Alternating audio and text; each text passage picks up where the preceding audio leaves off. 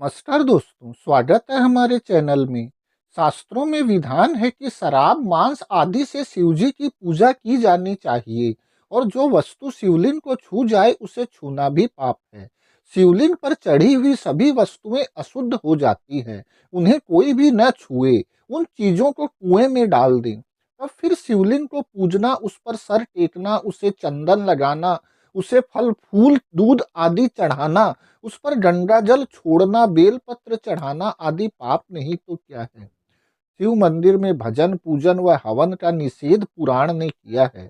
तब फिर शिव मंदिरों को बनवाना, उनमें भजन करना सनातन धर्म के शास्त्रों के विरुद्ध होने से पाप कर्म क्यों नहीं है।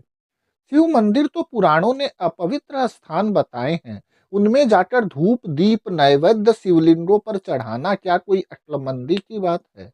चंदन व धूप आदि को मूत्रेंद्रियों पर चढ़ाना पागलपन नहीं तो और क्या कहा जाएगा।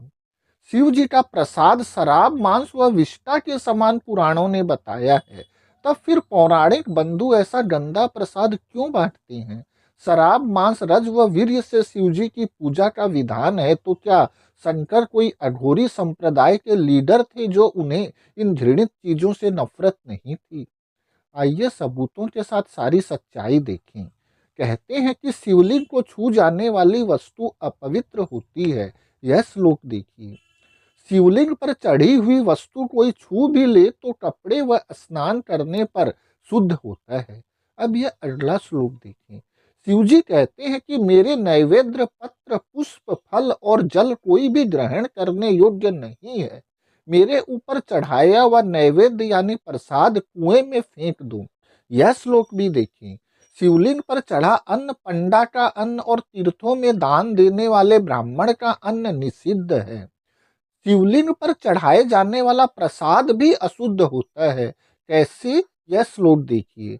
हे मुनीश्वरों, शिवलिंग से जो छुई हुई न हो वह वस्तु ग्रहण करने योग्य, और जो लिंग पर चढ़ा दी गई यानी छू गई वह ग्रहण करने योग्य नहीं है। अब अगले श्लोक में शिव प्रसाद की तुलना शराब, मांस व विष्ठा से की जा रही है। कैसे, देखिए। ब्राह्मण दूसरे देवता का न तो दर्शन करे और न पूजे, न उसके प्रसाद को खाए, न उसके मंदिर में जाए, न दूसरे देवताओं का प्रसाद ग्रहण करे।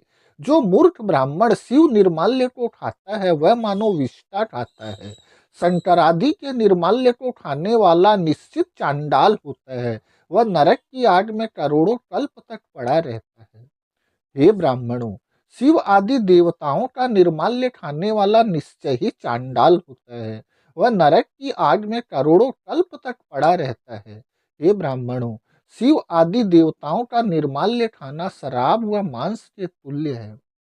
अब देखिए कि शिवजी की वास्तविक पूजा, शिवजी के वास्तविक भक्त यानी वाम मार्गी लोगों ने किस चीज से करने का विधान किया है। वे कहते हैं कि शराब, मांस व रजवीर्य से शिवजी का पूजन करो। शिवजी स्वयं आदेश जारी कर रहे हैं।